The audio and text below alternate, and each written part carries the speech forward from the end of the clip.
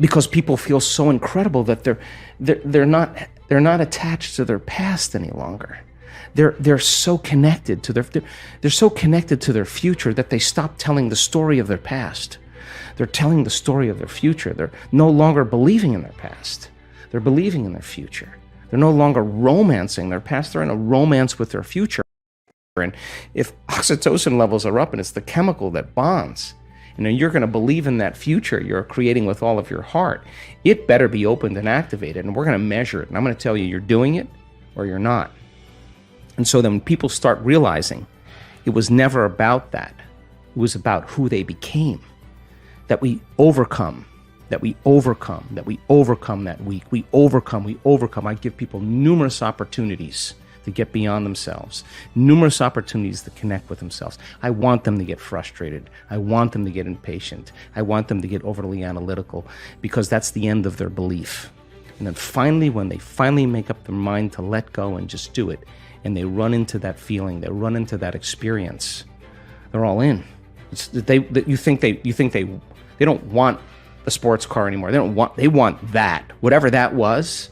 And if it comes with a transcendental moment, when they come back to their senses from that inner experience, their spectrum of reality is broadened. They're seeing things they had never seen before because their brain wasn't wired to see it, but it didn't come from the environment, it came from their inner environment. That transcendental moment now is producing a feeling, a frequency that is so unusual. It's so much joy, so much bliss, so much ecstasy. I've watched people have to stop it because it's way bigger than them. Now, I would consider that a good problem to have. You measure that person's immune system. You measure the changes in their heart rate variability, not a little amplitude, huge amplitudes. That person is feeling a lot of love. And imagine it's a man. Imagine a man whose heart is open that wide.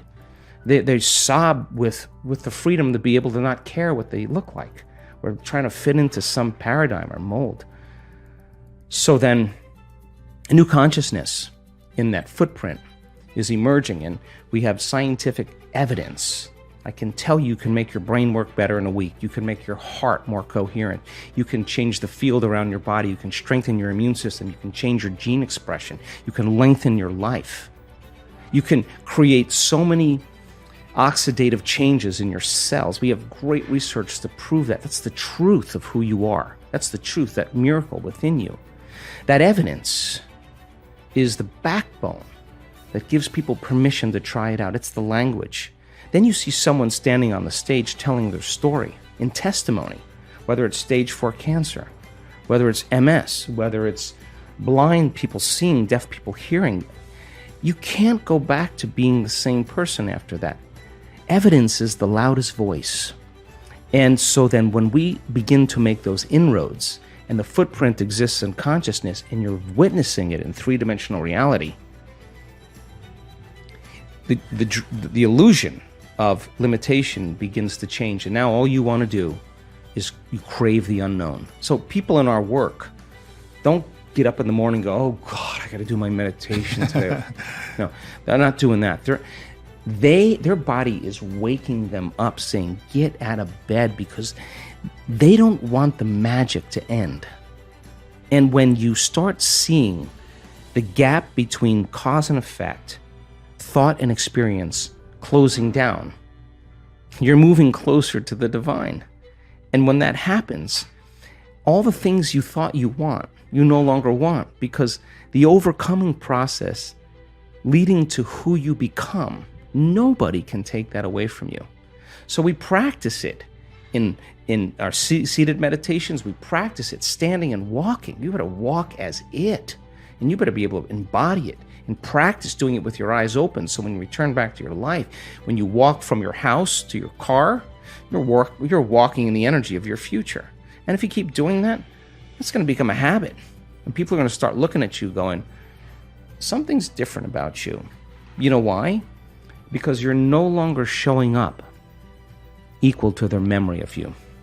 Something's different about you. You're unpredictable. It's not what you're saying any longer. It's who you are. And so that person then is off their timeline. They're not headed to that same future. And all I want to do And a week-long event is bump everybody off that timeline into a new future. Some people, huge degrees. Stage 4 cancers, tumors disappearing. You listen to that story of the person on the stage. Your next meditation, you are not going to go half in. You're going to go all in. That's all I want, is I want people to go all in. I want to provide people with my greatest understanding of the truth, and then numerous opportunities to experience it, nothing more. And when the magic starts to happen, it's beyond, way bigger than me. It's beyond my control. All I want to do is provide the environment where they feel safe enough to begin to create. This is a time in history right now. 15 years ago, it was philosophy. Quantum physics. Now everybody's informed. Now people. This is a time in history where it's not enough to know. This is a time in history to know how. Just to know how to do it.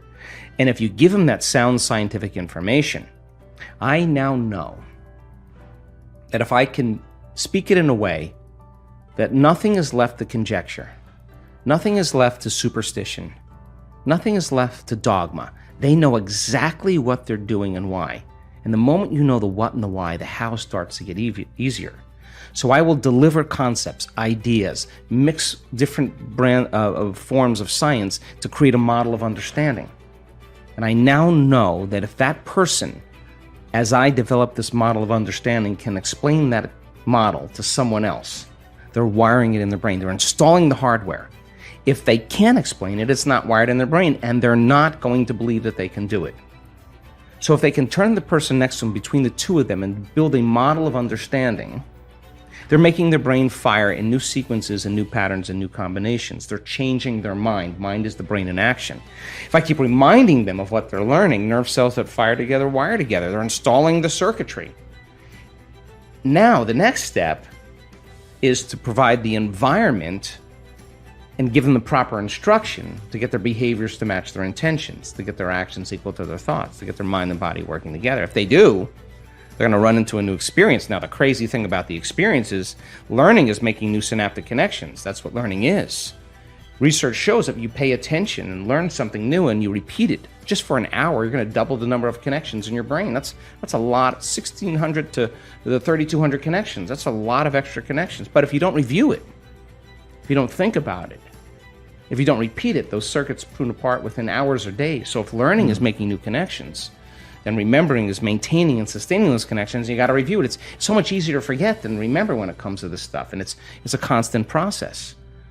So then, if they can get their behaviors to match their intentions, and they have a new experience enriches the philosophical circuits in the brain. But when those neurons string into place, the brain makes a chemical, and that chemical is called a feeling or an emotion. And when you start feeling unlimited, when you start feeling worthy, when you are having an experience that causes you to be more in love with life, it is that chemical release from the limbic brain that teaches your body chemically to understand what your mind has intellectually understood. So if knowledge is for the mind, experience is for the body, and in that moment the person's embodying the truth of that philosophy, and now they're selecting and instructing new genes from the experience because the chemistry that's coming from the environment is information. And so genes make proteins, and all of a sudden they start wearing a different body. Repeat it over and over again. Do anything over and over again. Neurochemically, you'll condition your mind and body begin to work as one. Do it enough times, now your body will know better than your conscious mind. Now it's innate in you. Now it's second nature. Now it's simple. Now you know that you know.